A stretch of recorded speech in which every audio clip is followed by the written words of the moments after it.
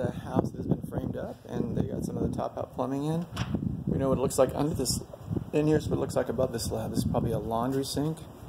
I'm surprised they let them stub out in plastic. Bet they did. Brings it up and jogs it over, and you can see why, structurally speaking, he didn't want to go through that panel. That's a structural panel, like a shear panel for the roof. And it's going to be on the other side, but it's just as easy to just pop a couple of holes, plate strap it, nail straps, and right up through the roof.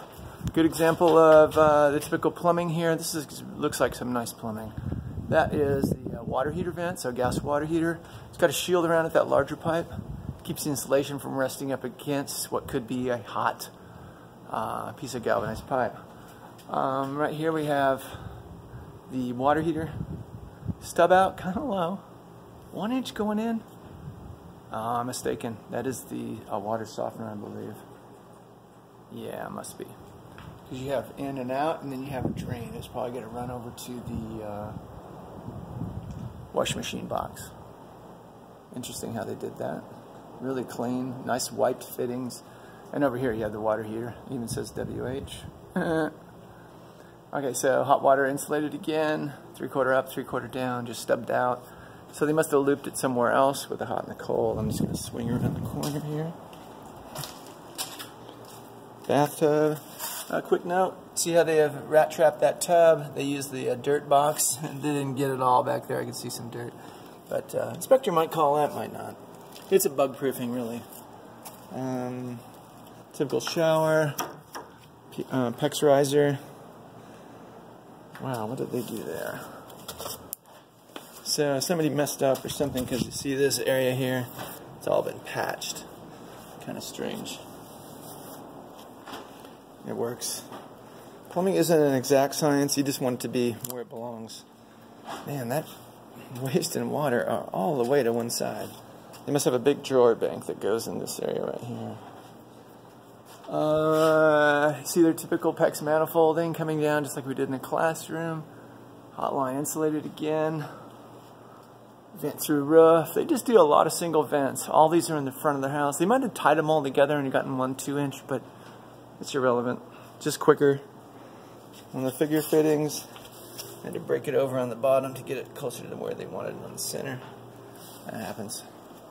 Let's jog back here to the master tub area. And this is pretty common.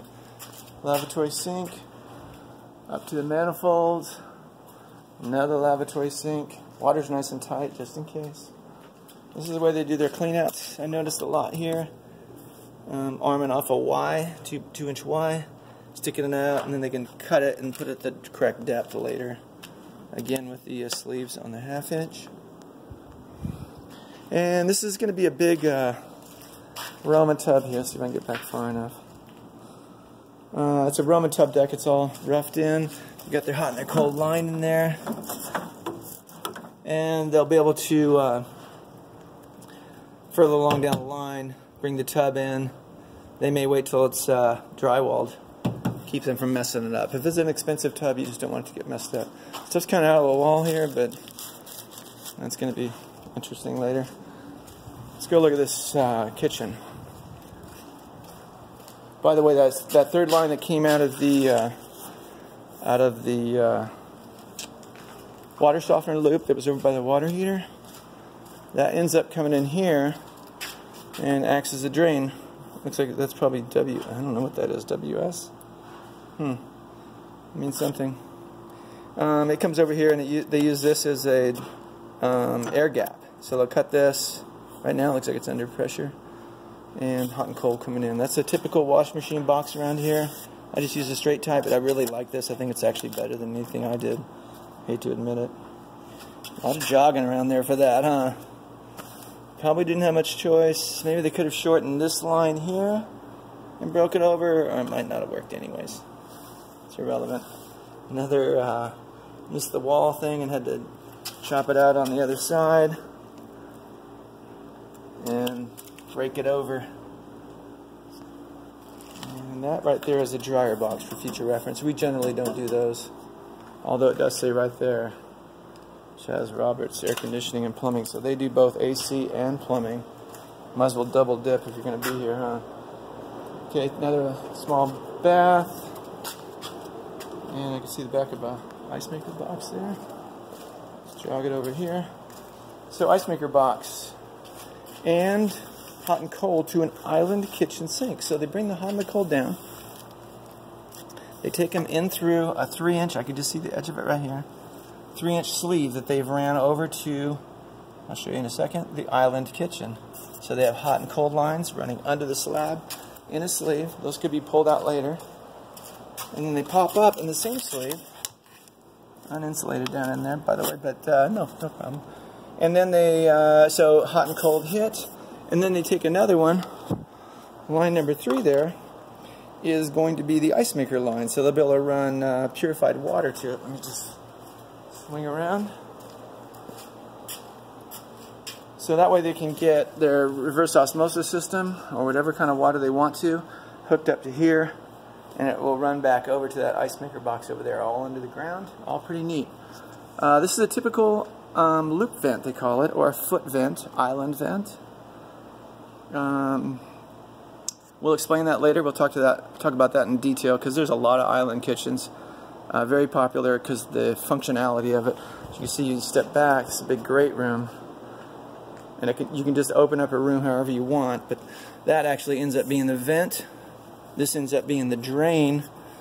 This runs back under the slab and connects usually to the nearest wall. In this case, it must be right over there by the...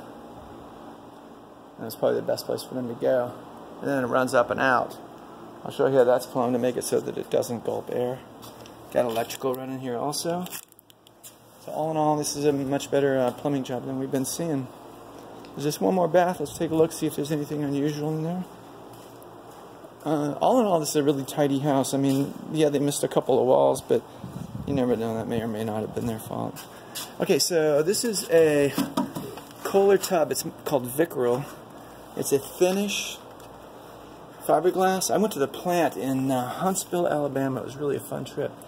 And you can see that they have poured it in a bed of mortar. It's really not necessary, but it will make this a really solid product. If it's solid anyways, they give you this felt to lay down underneath there. It prevents squeaking with those little legs.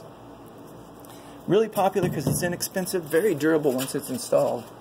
Somewhat perishable until it is. But, so they have the test plugs on here because this is going to get filled all the way up through the roof again. They just keep making you test and test. And like I said, that floor is just rock solid. It's really nice. Yeah, this stuff has a tendency to crack on the corners. I see a little crack right there, but it's not going to affect anything. Really solid installation. I like the concrete underneath. I didn't do it, but I can see the advantage of it. Giant plate straps they use, especially on these base plates. We don't have any, but there's an example of one. Other than that, that's about it. Say goodbye, Vicryl Tub. And this is Mr. Gary, Mr. Rio Gary, signing off.